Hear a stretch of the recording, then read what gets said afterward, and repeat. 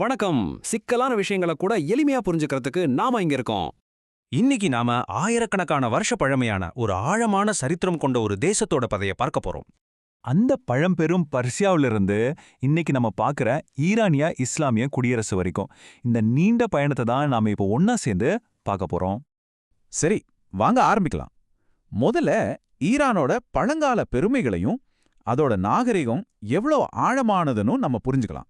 1000 வருஷத்துக்கும் மேல அகமேனியர்கள் ஆரம்பிச்சு பார்த்தியர்கள், சசானியர்கள்னு வரிசையா வந்த சக்தி வாய்ந்த பேரரசுகள் தான் பர்ஷியாவை உலகத்துக்கே ஒரு பெரிய சக்தியா மாத்திச்சு. ஒவ்வொன்றும் அதுக்குன்னு ஒரு அடையாளத்தை விட்டுட்டு போச்சு. மகா சைரஸ் மாதிரி இருந்த ஆட்சியாளர்கள் சும்மா போரிட்டு ஜெயிக்கிறவங்க மட்டும் இல்ல, அவங்க பல கலாச்சாரங்களை ஒன்னா சேர்த்து ஒரு பெரிய சாம்ராஜ்யத்தை கட்டுனாங்க. மனித உரிமைகள், நிர்வாகம்னு பல விஷயங்கள்ல அந்த காலத்துக்கே ரொம்ப முற்போக்கா இருந்தாங்க. சரி, அந்த பழங்காலத்துல இருந்து இப்ப நாம கொஞ்சம் முன்னாடி வருவோம். அதாவது கொந்தளிப்பான 20ஆம் நூற்றாண்டுக்கு.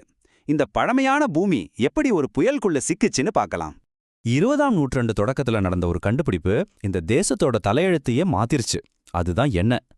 பறந்து விரிஞ்ச பெட்ரோலிய நிக்ஷேப்பால் கண்டுபிடிக்கப்பட்டதும் பிரிட்டன், ரஷ்யா மாதிரியான உலக சக்திகளோட கவனம் மொத்தம் ஈரான் மீது திரும்பினது. இந்த மாதிரி ஒரு குழப்பமான சூழ்நிலையில தான் ரெசா ஷா அதிகாரத்தை கைப்பற்றினார்.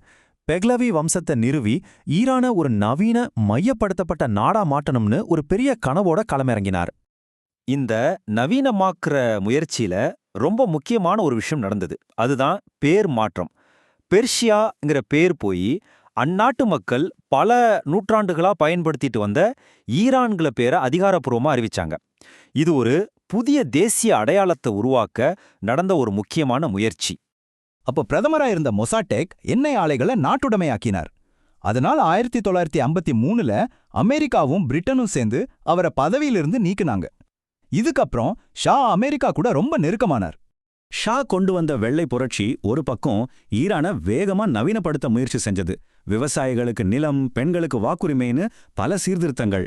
ஆனா அதுக்கே இன்னொரு பக்கத்துல இருந்து அயத்துல்லா கொமேனி மாதிரி மதத் தலைவர்கள் கிட்ட இருந்து கடுமையான எதிர்ப்பு கிளம்புச்சு. இந்த அதிருப்தி, பொருளாதார பிரச்சனைகள் எல்லாம் சேர்ந்து மத்திய கிழக்குல ஒரு பெரிய பூகம்பத்தையே உருவாக்க போகுது. அதுதான் 1979 இஸ்லாமிய புரட்சி. 1970கள் இறுதியில ஷாவோட ஆட்சி மேல இருந்த கோபம், மேற்கத்திய நாடுகளோட தலையீடு மேல இருந்த வெறுப்பு எல்லாமே சேர்ந்து வெடிக்க ஆரம்பிச்சது. மதசார்பற்ற குழுக்கள், மதக்குழுக்கள்னு எல்லாரும் ஒன்னா சேர்ந்து போராட ஆரம்பிச்சாங்க. 1979 இந்த வருஷம் ஈரானோட சரித்திரத்துல ரொம்ப முக்கியமான வருஷம். நாட்டின் எதிர்காலத்தையே இது தீர்மானிச்சது. மக்கள் போராட்டம் பெருசாக ஷா வேற வழி இல்லாம நாட்டை விட்டே வெளியேறினார். அதோட பஹ்லவி வம்சத்தோட கதை கிட்டத்தட்ட முடிவுக்கு வந்துச்சு. ஷா போன கொஞ்ச வாரத்திலேயே புரட்சியோட ஆன்மீக தலைவர் அயத்துல்லா கொமேனி நாடு திரும்புறாரு. அவருக்கு லட்சக்கணக்கான மக்கள் திரண்டு வரவேற்பு கொடுத்தாங்க. அப்புறம் நடந்த ஒரு பொது வாக்கெடுப்புல 2500 வருஷமா இருந்த முடியாட்சி முறை ஒழிக்கப்பட்டு உலகத்தோட முதல் இஸ்லாமிய குடியரசு அங்கே நிறுவப்பட்டுச்சு. சரி, அப்படி உருவான அந்த புதிய அரசியலமைப்பு எப்படி இருந்துச்சு? வாங்க பார்க்கலாம். அவங்க உருவாக்குனது ஒரு தனித்துவமான அமைப்பு. அதுக்கு பேரு இறையாட்சி குடியரசு.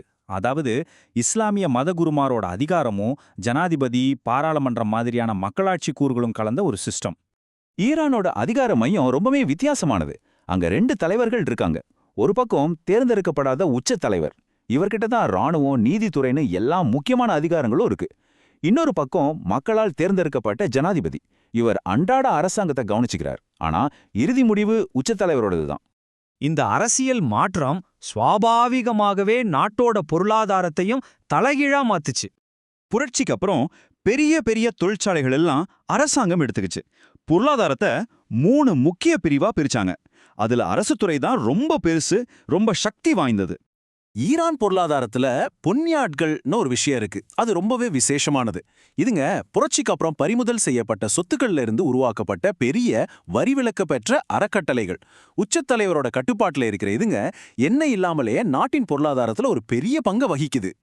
ஆக பழம்பெரும் பெர்ஷியா பேரரசுல இருந்து இன்னைக்கு இருக்கிற இஸ்லாமிய குடியரசு வரைக்கும் ஈரானோட கதைங்கிறது ஒரு முடிவில்லாத மாற்றத்தோட கதை.